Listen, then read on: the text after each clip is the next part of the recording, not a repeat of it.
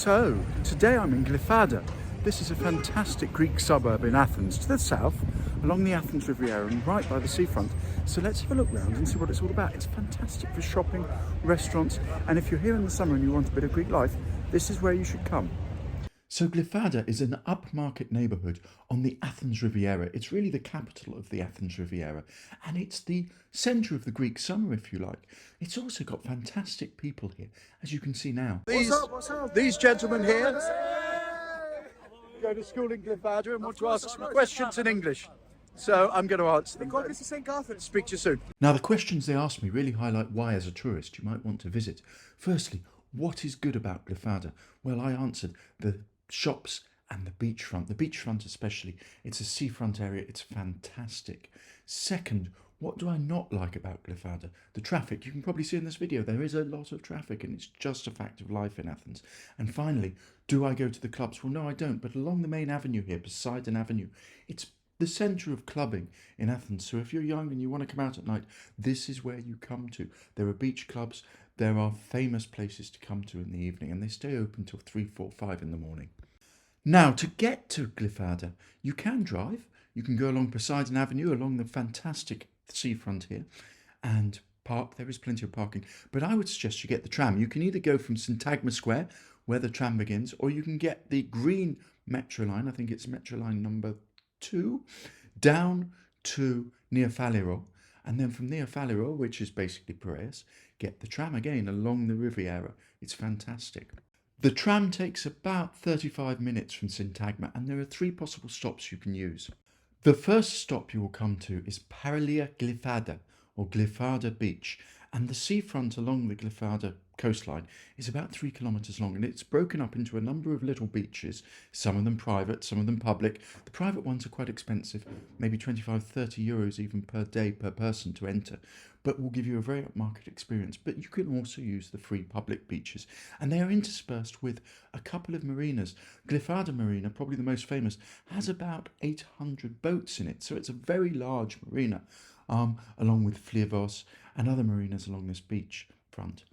The beaches really in the summer are the main reason for coming to Glyfada, but people come to Glyfada not just for the beaches but because of the shops and the restaurants. Now, if you eat along the beachfront or if you eat anywhere along Poseidon Avenue, you will pay a premium. It is going to be expensive, but the beauty of Glyfada is if you step back from the seafront, step back from Poseidon Avenue and go into the town centre, you can find the chain restaurants and then you can eat at sensible prices, which is why I think Glyfada is such a good option for the tourists, because you do not have to be ripped off here. There are other nice beaches along the Athens Riviera closer to Syntagma. You can get off, for example, at Eden, and there's some beautiful beaches along there, but you don't have the opportunity to step back from the seafront into the cheaper restaurants.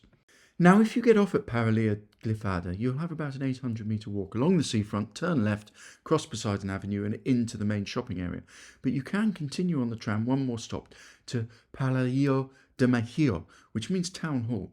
And that shortens the route by about 400 metres, brings you off by Glyfada Marina. Personally, I don't like the area quite as much, but it is closer to the shops. But if you really want to go to the shops, then you go along to the third stop. The third stop brings you right into the centre of Glyfada, Platia, Vaso, Katraki, which is the main town square where all the shops are, where all the restaurants are, and is the one you want to get if you're less interested in the beach, but you're just coming down for the shops and the restaurants. Now, I also mentioned the nightclubs, and Glyfada and Poseidon Avenue, and in particular the Glyfada seafront, are the centre of clubbing in Athens. If you want to go clubbing at night in Athens, and we're talking about 10:30, 11, 12 o'clock at night, that's when people go out, this is the area to go to. But the clubs actually aren't in Glyfada themselves. You'll never find in Greece that clubs are in the centre of the residential areas or the commercial areas. They are outside. And in this case, the clubs are along the seafront and along Poseidon Avenue. And there are some very famous clubs along here. Many of them will have very high-end dress codes, be very expensive to get into, have waiting lists, and you may not get in unless you know someone or you're very famous yourself. Poseidon Avenue itself, particularly at night, is a little bit notorious because a lot of people with very high-powered cars, rich people, come down here, go to the clubs, and then race home, and they use the place as a racetrack. And there have been a number of very famous fatalities along this road over the years, and the government tries very hard to remind people that this is not a racetrack. This is a residential road, and it is not safe for people to race on, but you do get very high profile people dying on this road relatively frequently, unfortunately, in road traffic accidents. In the centre of Glyfada, near the old town hall, you will find this pretty little church of St. Constantine and St. Eleni. And this was built in 1940, completed in 1940 to replace a church that was destroyed during German occupation. The history of Glyfada isn't particularly remarkable when compared to Athenian standards, or indeed most areas. It used to be called Aixion, and it changed its name in about 1900 to Glyfada, absorbed into the metropolitan area of Athens.